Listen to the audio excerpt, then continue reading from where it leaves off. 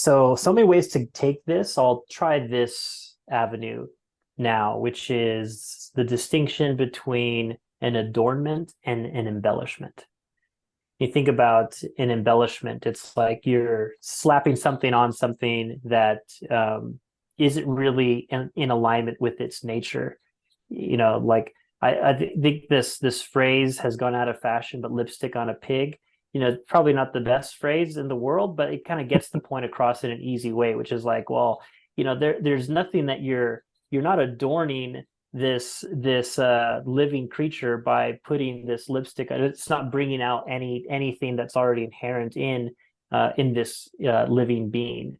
But an adornment, that's what it does. It's like it's seeing what is at the essence of this living being, let's say, and it doesn't necessarily have to be a living being, but what's at the essence of this, and then let's see how we can bring it out more. That's what a adornment is doing. And if, for those who are listening with my hands, I'm kind of making this gesture of like something small and like this expansion, and that's really like what an adornment does. It's in alignment with the essence of what you're trying to lift up more.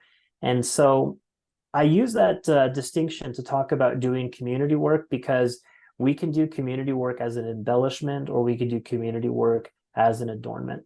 And if it's an embellishment, it's I got these great ideas and I'm going to slap them onto this place, or oh, I've got something that is ready to scale. Now we just need to scale it everywhere. So let's scale it over here and let's scale it over there.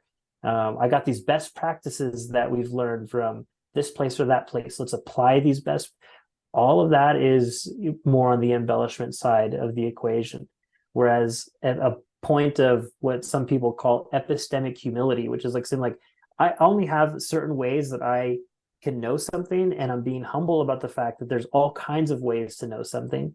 And and that humility goes further in saying, yeah, my family's been in Superior for 100 years, but like there's so much to know. Like I don't just automatically know everything about the place, and neither does the combined efforts of all of us who are participants in what the work that we're doing. Like that's still not enough crowdsourced knowledge to know everything about your place.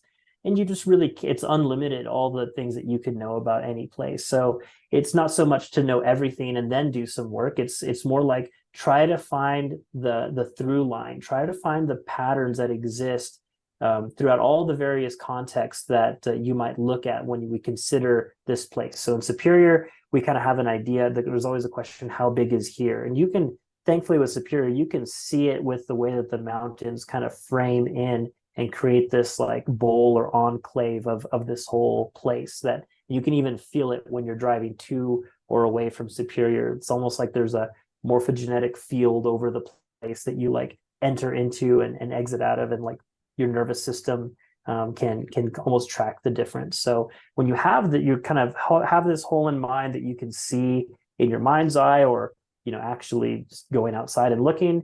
Now we have an idea of like this is here, this is our place, and then we ask like, well, how does here work? Is another regenesis question. How does here work? And we can ask this in all kinds of different ways. There's a number of ways in which we've gone through this uncovery and discovery process of what our place is all about. Who is our place? Almost like this is also not a perfect analogy here, but I have my son Francisco, and like if I was like, hey, Francisco, you're going to be a doctor, and I'm going to make you a doctor, and I'm going to do all the stuff that that you can do in order to be a doctor, and that's what you're going to be.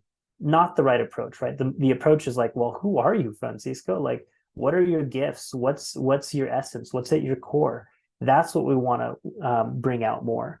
And that's really what the approach is that Regenesis takes in this story of place process, is that it's about starting off with understanding what this place is all about, who this place is, and then working from there. That way, we're not just pulling ideas from other places and then just slapping them onto the place. And unfortunately, there's a lot of people in what Carol Sanford calls this do-good paradigm, where it's like, oh, we really want to do good. We really want to do good for this place. But a lot of times that could actually be recapitulating old processes and paradigms that got us into this mess to begin with. And so, I mean, you think about like how colonization works. It's like we're going to take this social system and we're going to take these ways of working and ways of being, and we're just going to apply it everywhere.